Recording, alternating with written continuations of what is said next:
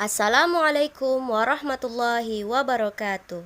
Bagaimana kabar Ananda semuanya? Semoga semuanya sehat ya. Ustazah ucapkan selamat untuk peserta didik baru kelas 7 Khadijah dimanapun Ananda berada. Di bangku SMP ini akan banyak sekali hal-hal yang menarik yang bisa Ananda pelajari, termasuk dalam pelajaran IPA. Untuk pelajaran IPA sendiri, kita akan mulai dengan hal-hal yang ringan terlebih dahulu ya, sebagai pemanasan. Jadi, hari ini kita akan belajar materi tentang objek IPA dan pengamatannya.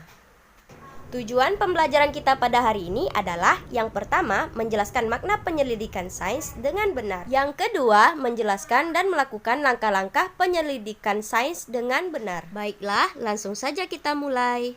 IPA atau ilmu pengetahuan alam adalah ilmu yang mempelajari tentang segala sesuatu yang ada di sekitar kita secara sistematis. Lalu, apa saja yang terdapat di alam sekitar kita? Ada banyak hal yang bisa kita temui di sekitar kita. Ada makhluk hidup seperti manusia, hewan, tumbuhan, termasuk juga makhluk hidup kecil seperti bakteri dan virus.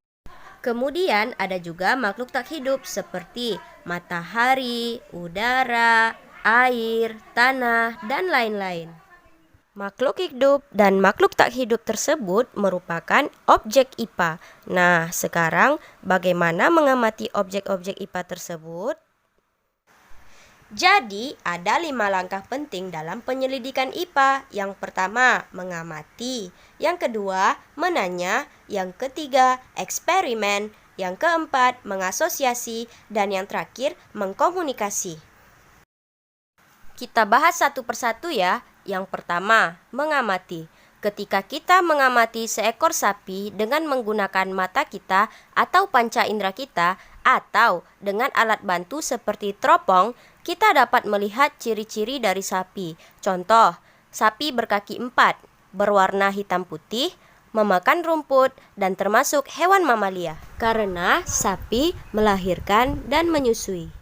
Yang kedua, menanya. Setelah mengamati, maka akan timbul beberapa pertanyaan seperti yang pertama, apa manfaat dari hewan sapi untuk manusia? Yang kedua, apakah sama ciri-ciri yang dimiliki hewan sapi dengan hewan lain, misalnya burung? Untuk menjawab pertanyaan tadi, maka tahap selanjutnya adalah melakukan eksperimen dengan mengumpulkan data atau informasi serta membandingkan dan mencari tahu perbedaan dan persamaan dari hewan yang kita amati dan mengolah datanya dalam bentuk tabel, grafik, kurva, atau bagan, serta menarik kesimpulan dari hasil eksperimen. Ini adalah contoh dari tabel pengamatan. Setelah bereksperimen, tahap selanjutnya adalah mengasosiasi, yaitu membandingkan hasil eksperimen dengan teori yang dikemukakan oleh para ahli tentang hewan yang kita amati tersebut, guna untuk menghasilkan kesimpulan akhir. Selanjutnya, tahap akhir dalam penyelidikan IPA adalah mengkomunikasikan. Jadi, hasil dari pengamatan dapat kita komunikasikan ke publik dengan cara presentasi.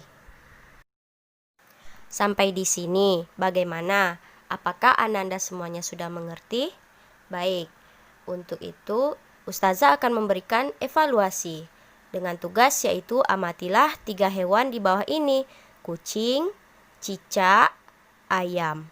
Buatlah hasil pengamatan dengan menggunakan tabel pada buku latihan Ananda semua ya. Dikumpulkan pada hari Jumat tanggal 24 Juli 2020. Sekian dari Ustazah. Wassalamualaikum warahmatullahi wabarakatuh.